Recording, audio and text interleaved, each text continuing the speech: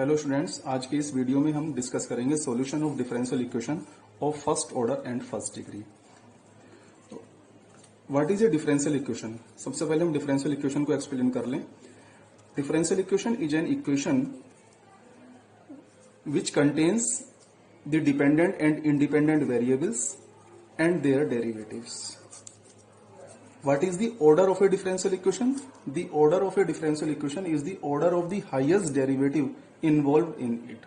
And what is the degree of a differential equation? The degree of a differential equation is the exponent of the highest derivative involved in the differential equation.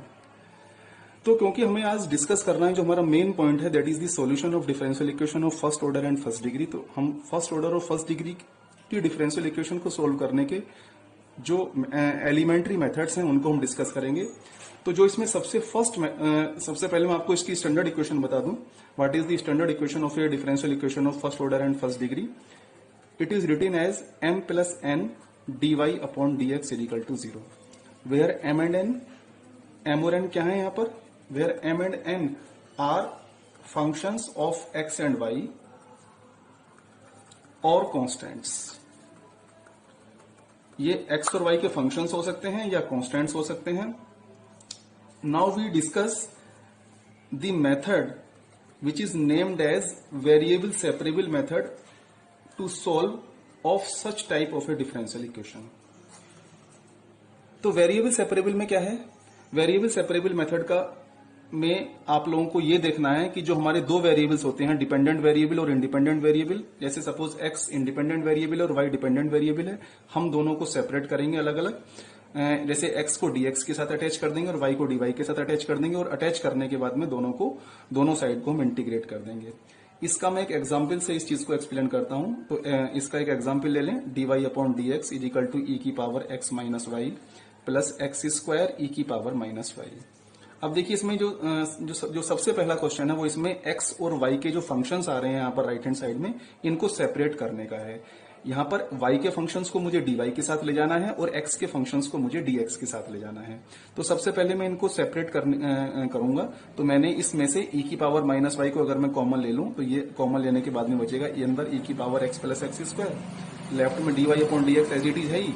अब मैं इस e की power minus Y में, क्योंकि अकेला function y का यही है और ये ज्वाइंट फंक्शन जो है x का है, तो मैं इसको तो dx के साथ अटैच करूंगा और इस e की पावर माइनस वाई को dy के साथ। तो मैं इसको इस तरह से लिख लूंगा। तो ये इसके साथ आ गया और ये e की power x plus x square के साथ ये यहां से dx चला गया। अब मुझे दोनों साइड को इंटीग्रेट करना है, तो दोनों साइड को इंटीग्रेट कर लीजिए। इसको ऐसे लिख लेंगे, e की power y dy is equal to e की power x plus x square dx। बस सिंपल इंटीग्रेशन करना है, e की इंटीग्रेशन ऑफ e की power y is equal to e की पावर y। ऐसे यहाँ पर e की पावर x और एक्स स्क्वायर का इंटीग्रेशन एक्स क्यूब अपॉन 3 और प्लस सम कांस्टेंट। तो इस तरह से मैं वेरिएबल्स को सेपरेट करके x को dx के साथ और y को dy के साथ अटैच करके और फिर उसके बाद में जो भी मुझे मिलता है उसको इंटीग्रेट करके मैं इस फर्स्ट ऑर्डर और फर्स्ट डिग्री के डिफरेंशियल इक्वेशन का सॉल्यूशन कर सकता हूं by this method named as variable separable method. इसकी दूसरी प्रॉब्लम भी हम इस तरह से ले सकते हैं, sec square x tan y d x plus sec square y tan x d y is equal to 0। ये एक और इसकी डिफरेंट प्रॉब्लम है। क्या करें, जैसे यहाँ पर dx आ रहा है dy आ रहा है, तो क्या करेंगे, जो भी यहाँ पर x के फंक्शंस हैं उनको dx के साथ और y के फंक्शंस को dy के साथ लिख लें। तो देखिए sec स्क्वायर x और dx तो यहाँ पर है ही, यहाँ पर जो ये tan x है इसको इसके साथ अटैच कर लीजिए, प्लस अब यहाँ पर ये dy आ रहा है तो sec स्क्वायर y dy और इसको जो है tan y is equal to 0। अब इसको इंटीग्रेट कर लेंगे, इंटीग्रेट कर लें इसको, तो sec square x dx upon tan x plus sec square y dy upon tan y is equal to 0। अब इसको इंटीग्रेट कर लें तो इसका इंटीग्रेशन हो जाएगा आपका log टेन एक्स और इसका इंटीग्रेशन हो जाएगा plus log tan y is equal to log c। मैंने कांस्टेंट, जैसे क्योंकि यहां पर ये दोनों log में आ रहे हैं तो मैंने यहां पर भी कांस्टेंट को log में कंसीडर कर लिया। आप चाहे c भी ले सकते हैं, नो प्रॉब्लम। तो log tan x tan y is equal to, ये हो गया आपका log c, या इसको हम ले सकते हैं tan x tan y is equal to c. इसकी एक डिफरेंट प्रॉब्लम में जो थोड़ा सा डिफरेंट है इससे, उसको भी डिस्कस करूंगा, जिसमें हमें वेरिएबल सेपरेट नहीं कर पाते। तो उसमें उस केस में हमें क्या करना है, जैसे मैं I take the problem like this, dy upon dx is equal to under root y minus x. जैसे ये प्रॉब्लम है, अब मैं इसमें y और x को सेपरेट नहीं कर पाऊंगा। जैसे मैं y को dx के साथ और x को dx x को dx के साथ और y को dy के साथ नहीं लिख पा रहा। तो ऐसे केस में मुझे क्या करना, अगर मुझे x और y का ऐसा फंक्शन मिल जाए जिसमें x और y को मैं सेपरेट ना कर पाऊं, तो ऐसे केस में इस एंटायर फंक्शन को मुझे किसी न्यू वेरिएबल के बराबर एज्यूम कर लेना है। तो मैं क्या करूंगा, मैं under root y minus x को किसी न्यू वेरिएबल t के बराबर एज्यूम कर लूंगा। तो यहां से ये y minus x equal to t square हो गया। ठीक है, अब इसको अब हमें क्या करना है, इसको डिफरेंशिएट कर दीजिए। इसको डिफरेंशिएट करिए इसको डिफरेंशिएट करिए विद रेस्पेक्ट टू x। तो ये आपका हो गया dy अपॉन dx और ये हो गया -1।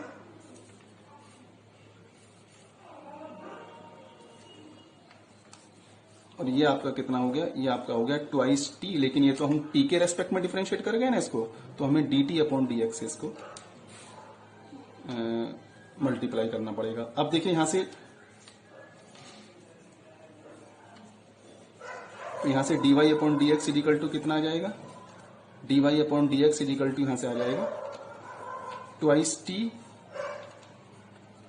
dt अपॉन dx और +1। इस dy अपॉन dx की जो वैल्यू है जो हमने यहां से फाइंड की, ये अपनी गिवन इक्वेशन में पुट कर दीजिए। तो dy upon dx equal to हमारा है ट्वाइस t dt अपॉन dx और +1 और is equal to under root y minus x को मैंने t के बराबर एज्यूम कर रखा है, तो इसको यहां पर p के लिख दीजिए। अब देखिए, अब यहां से ट्वाइस t dt अपॉन dx इज इक्वल टू हो जाएगा t-1। तो यहां से देखिए, अब इसको आप ऐसे भी लिख सकते हैं twice t dt, variable separate कर लें, x और t रह गए हैं, y यहां से हट गया है, तो x को मैं dx के साथ और t को dt के साथ अटैच कर लूंगा। तो ट्वाइस t dt तो पहले से लिखा हुआ, इस t-1 को मैंने लेफ्ट में ट्रांसफर कर लिया और बड़ा इज इक्वल टू dx। तो t के जितने भी फंक्शन थे सब dt के साथ आ गए और dx तो के साथ लिखने के लिए x का कोई फंक्शन यहां पर नहीं, तो dx ये एज इट इज रहा। अब मैं इसको बस दोनों साइड को इंटीग्रेट कर लेता हूं। तो इसको इंटीग्रेट करने के लिए आप क्या करेंगे, इसको इंटीग्रेट करने के लिए ऐसा कर लीजिए, इस जैसे यहाँ पर 2t अपॉन t-1 लिखा हुआ है, तो यहाँ पर अगर मैं इस 2t में t-1 से डिवाइड करूं तो यहाँ पर मुझे क्या करना पड़ेगा, यहाँ पर ये मुझे ट्वाइस करना पड़ेगा, तो ट्वाइस t और -2। अब इसको सब्ट्रैक्ट कर दीजिए, माइनस प्लस, ये आपका कितना रहेगा, ये आपका होगा 2। तो मैं इस 2t अपॉन t-1 को क्या लिख सकता हूँ, इसके प्लेस पर मैं लिख सकता हूँ ट्वाइस प्लस 2 अपॉन t-1। तो इसको यहां पर रिप्लेस कर दीजिए, 2t अपॉन t-1 को twice plus 2 upon t-1 dt dx।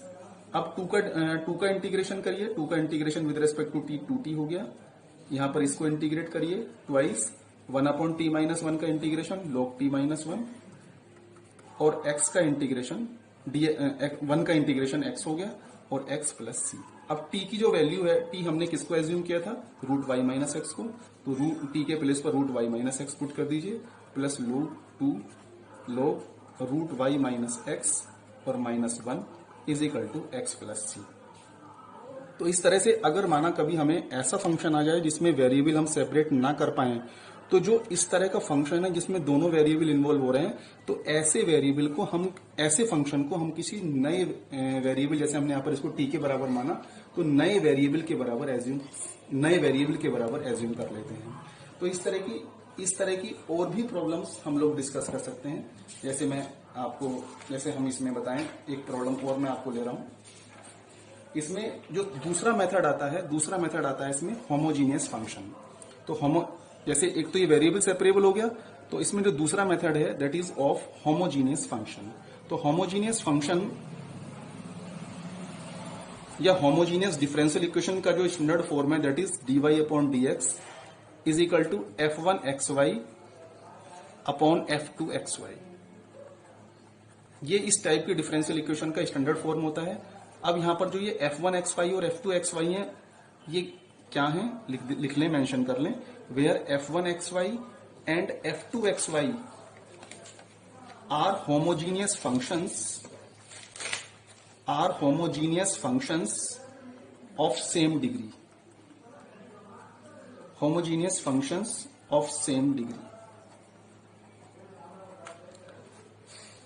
तो इस केस में हमें क्या करना होता है, अगर हमारी कोई डिफरेंशियल इक्वेशन जो फर्स्ट ऑर्डर और फर्स्ट डिग्री की अगर वो इस टाइप से दे रखी है dy upon dx equal to f1xy upon f2xy, तो और उसमें भी अगर ये ऊपर नीचे जो x और y के फंक्शंस हैं अगर ये होमोजीनियस हैं सेम डिग्री के, जैसे मैं एक आपको इसका एक एग्जैक्ट एग्जाम्पल दूं तो देखिए इसका एक एग्जाम्पल लिखिए, जैसे ये है आपका dy अपॉन